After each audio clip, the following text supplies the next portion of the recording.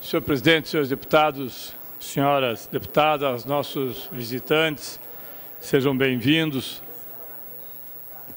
Há alguns dias atrás, senhor presidente, nós tomamos conhecimento de uma decisão do advogado-geral da União, Luiz Inácio Lucena Adams, justamente na linha que nós aqui, durante o mês de abril, quando foi votado o Paraná Previdência, argumentávamos com relação ao projeto que, no nosso entendimento, traz um imenso prejuízo aos servidores e servidoras públicos e ao Paraná Previdência, que é a transferência de mais de 30 mil servidores, a partir de 73 anos, para o fundo financeiro, sem que tenham feito nenhum tipo de contribuição em momento algum. Quando diversas entidades sindicais entraram com uma ação direta de inconstitucionalidade questionando esta matéria, nós já havíamos aqui na Assembleia, antes mesmo de votarmos, alertado os senhores deputados e as senhoras deputadas que não há como, até porque a Constituição, através do seu artigo 40, já dava amparo à oposição, não havia como aprovar aquele projeto da forma como estava. Infelizmente, e essa ideia partiu do líder do governo, segundo ele, o deputado Luiz Cláudio Romanelli, os deputados da base aliada entenderam que deveriam votar mesmo assim e fizeram, seguindo orientação do governador Carlos Alberto. Entretanto, deputado Prazic, o que nós temos agora? Nós temos agora, primeiro, um parecer do advogado-geral da União dizendo que não há constitucionalidade no que diz respeito a esta transferência. Estamos aguardando que o ministro Marco Aurélio, que é o relator da ação direta de inconstitucionalidade, possa, através de uma liminar, seguir o mesmo caminho. E aí fica a pergunta: o que fará o senhor Mauro Ricardo Costa? O que fará o governador Carlos Alberto, que todos os dias tem vindo a rádios, televisões, jornais, dito que o Paraná hoje encontrou o seu equilíbrio financeiro por conta de um pacote de austeridade que, na verdade, não é um pacote de austeridade, é um aumento de impostos, inclusive com a penalização do servidor público.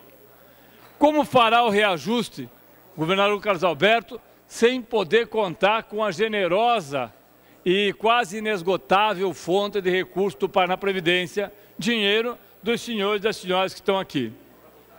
Que resposta dará o governador Carlos Alberto aos seus eleitores quando for confrontado com a realidade, deputado Pacheco? Porque a verdade é que nós dissemos isso há 4 meses atrás. O projeto que veio para essa casa padecia de uma inconstitucionalidade flagrante, que era justamente a questão de você se apropriar de um grande número de pessoas, se apropriar dos recursos das pessoas, transferindo-as para um fundo para o qual elas não fizeram nenhuma contribuição, e este fundo, através de recursos do próprio Paraná Previdência, recursos, na maioria absoluta das vezes, oriundos das contribuições dos servidores, passar a fazer o pagamento das aposentadorias. Pois bem, vivemos isso, estamos com o projeto, estamos com o processo, estamos aguardando, mas parece que a história se repete sempre. Hoje mesmo tivemos uma audiência pública na parte da manhã sobre os recursos do Fundo da Infância e Adolescência. E novamente fomos confrontados com a realidade. O governador e a Secretaria da Criança e do Adolescente têm no FIA 240 milhões de reais. Liberados no primeiro semestre, 4 milhões de reais. E este recurso, obrigatoriamente, se não for utilizado, e há toda uma burocracia para que não seja utilizado, no final do ano, retorna aos cofres do governo, a conta única, e com a qual o governador poderá, inclusive, pagar salários. Hoje mesmo, o Ministério Público, na pessoa do promotor Olímpio de Sá Sotomayor, já se manifestou, dizendo que, caso isso venha ocorrer, caracterizaria... Deputado Tadeu, Vossa Excelência pode usar... Eu uso o horário do grande expediente, senhor presidente. Do grande expediente. Caracterizaria improbidade administrativa. A impressão que dá é que o secretário Mauro Ricardo, desde que veio para o Paraná, e ele foi muito direto quando disse que as primeiras medidas tomadas, aquelas que aumentavam 40% a tarifa do Detran, o IPVA, aquelas que aumentavam 95 mil itens de consumo, aumentavam o ICMS, todas aquelas outras medidas não seriam suficientes.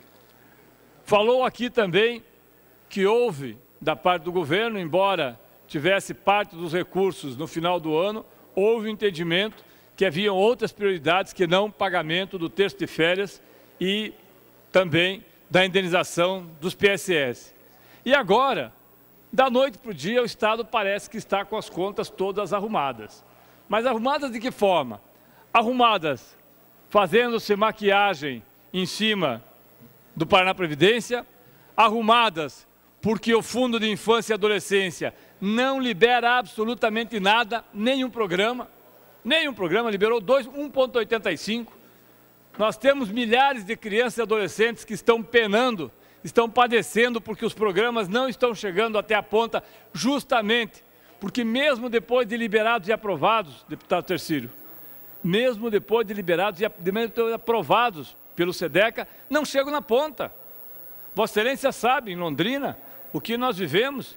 Vossa Excelência acompanha o censo de Londrina, sabe, inclusive, dos problemas que tivemos agora.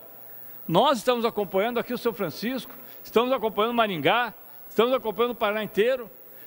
Essa mágica que o governo faz nas suas contas, de dizer que está tendo uma solução para resolver os problemas financeiros do Estado, é uma mágica às custas da história do cavalo inglês. Aquele cavalo, deputado Lemos, que dizem que o cavalo inglês era um cavalo que o seu dono resolveu ensiná-lo a ficar sem comer. E ele foi aprendendo a ficar sem comer 1 dia, 2 dias, 1 semana. E aí o dono reclamou que quando ele estava quase aprendendo, morreu. E ele não sabia por quê. O governador está fazendo a mesma coisa. Os seus superávites estão sendo feitos às custas de penalizar setores da sociedade que precisam e muito de recursos para criança e adolescente, precisam ser respeitados os ditames constitucionais no que diz respeito ao Paraná Previdência, e agora mesmo nós temos um projeto que deve vir para cá para taxar herança a partir de, pasmem, herança a partir de R$25 mil, imóveis a partir de R$25 mil. Ora, isso é menos, talvez, do que paga o condomínio de um apartamento na região onde mora o governador do Estado. Querer taxar isso como sendo herança é uma hipocrisia sem precedentes na história do Paraná. Mas, afinal, o governo precisa de dinheiro. O ano que vem tem eleições, o governo precisa resolver a situação. Da mesma forma que precisa resolver a situação dos senhores e das senhoras que estão aqui, com a nova eleição de diretor das escolas. Hoje, o professor Lemos e o presidente da comissão aqui de educação, Hussein Bach, fazem uma audiência pública para debater a eleição dos diretores das escolas, e eu espero, professor Lemos, que a conclusão é que esse projeto tem que ser rejeitado na Assembleia Legislativa. Nós não podemos aprovar um projeto aqui na Assembleia que introduz no Estado do Paraná a censura prévia. Porque é isso que o projeto dos diretores das escolas introduz. A gestão com a censura prévia. A gestão onde o diretor fica 2 anos sob supervisão da Secretaria e do Núcleo, para depois de 2 anos saber se será ou não reconduzido para um mandato pelo qual ele foi legitimamente eleito, seja pela comunidade escolar em paridade, porque não sabemos como será a votação, seja pelas regras atuais. Nenhum Estado do Brasil que fala que tem eleições, inventou este gatilho, entre aspas, na metade do mandato. Eu não sei de onde que saiu a brilhante ideia, qual foi o burocrata que resolveu inventar que na metade do mandato você é avaliado, não por quem lhe elegeu, que seria até lógico se fizesse, mas por quem lhe supervisiona. Comparando, deputado Lemos, é como se nós tivéssemos aqui as eleições para deputados, governadores, presidente da República, e no segundo ano nós tivéssemos que ser avaliados, o que seria correto. Aliás, a Venezuela faz isso, outros países fazem isso. Mas ao invés de sermos avaliados pelo nosso eleitor, nós seríamos avaliados pelo Tribunal Regional Eleitoral, ou pelo governo do Estado, que diria, vamos ver se os deputados durante esses 2 anos se comportaram direitinho. Aí eles podem ter mais 2 anos de mandato. Se eles não se comportaram, se eles foram rebeldes, se eles apoiaram a manifestação de servidores, se eles aqui fizeram um discurso que não conviesse ao governo, eles não terão mais 2 anos de mandato e será nomeado um interventor no seu local. É isso que o governador Carlos Alberto está dizendo que quer. 2 anos de mandato, com uma intervenção nos 2 anos seguintes, a não ser para os diretores de chapa branca. Se é para eleger diretor chapa branca, senhor presidente, esquece a eleição, não faz a farsa, não cria esse problema todo, já põe direto, pede para o vereador, para o prefeito, para o deputado, para o senador, pede para indicar uma lista de nomes e o governador indica diretamente junto com o seu secretário. Pronto. E esta pessoa tem responsabilidade direto com o deputado, ou com o governador, ou com o prefeito, mas não com a comunidade que a elegeu, não com a comunidade escolar. Porque como é que se diz para um pai de aluno, como é que se diz para um funcionário de escola, que está faltando merenda, mas que você não pode fazer sequer uma carta questionando, porque isso pode comprometer os seus próximos 2 anos? Como é que se diz para um aluno que o pau cantou aqui dia 29 de abril, mas você ficou lá na escola, sentadinho olhando, porque se você viesse aqui, isso poderia ter sido visto pelo núcleo e não teria mais 2 anos de mandato? Como é que você diz da sua comunidade que a escola está caindo aos pedaços, que não tem professor, que não tem segurança, mas que você não pode ir à televisão, ao rádio, ao jornal, questionar, porque senão a CED pode fazer a intervenção? Então você não vai ser diretor, você vai ser simplesmente uma voz do dono. Lembram, aqueles que têm um pouco mais de tempo, deputado Francisquini, lembram de um selo que tinha, há muitos anos atrás, de uma gravadora chamada RCA Victor, que é Rockefeller Center, que tinha um megafone, um gramofone, perdão, e um cachorrinho sentado do lado. E embaixo escrito, a voz do dono, porque ele aludia que o cachorro ouvia com tanta perfeição aquele disco, que se sentia como se estivesse ouvindo a voz do dono. Parece que o governador quer botar um gramofone nas escolas para ouvir a voz do dono. Pois eu acredito que o governador vai cair do cavalo. Nós não vamos aceitar esse tipo de intervenção. No que depender de nós, no que depender daqueles que vêm aqui, daqueles que estão no interior do Estado, muitos inclusive, senhores diretores, senhoras diretores, muitos inclusive assustados com a possibilidade de aprovação desse projeto, sem saber como se comportar. O governador aproveita o momento em que sabe que a educação está fragilizada, sabe disso. Ele saiu com 5% de aprovação, o menor índice de aprovação do Brasil entre todos os governadores depois do que aconteceu aqui em abril. Mas ele sabe que a educação está fragilizada. Ele sabe que não haverá uma manifestação de porte grande nesse momento. Mas ele está plantando vento. E quem planta vento colhe tempestade. Ele sabe disso também. Não sei quem aconselha o governador.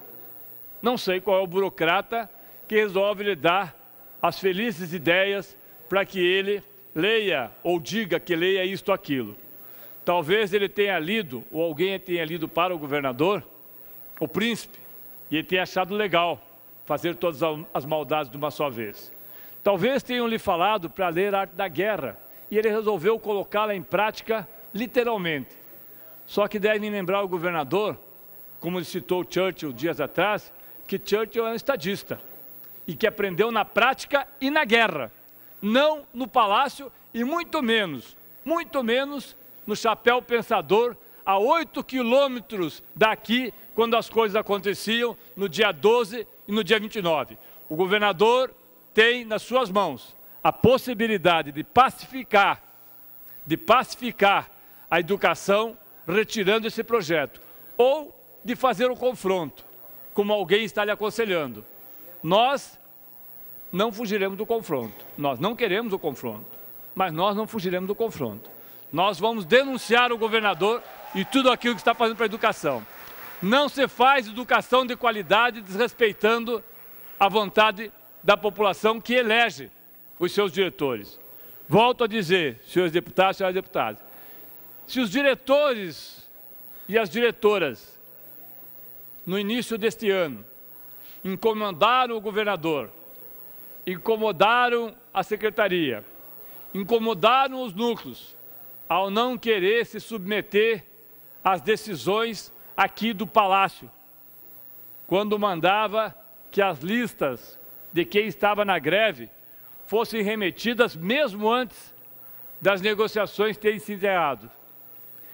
Se alguém recomenda ao governador que faça o confronto, porque o perfil dele de apaziguador ficou estilhaçado pelas bombas do dia 29, se alguém recomenda ao governador que o seu perfil tem que ser um perfil não do Carlos Alberto Paz e Amor, mas do Carlos Alberto Bomba e Bala de Borracha, alguém está recomendando ao governador um confronto que nós não sabemos quais serão as consequências.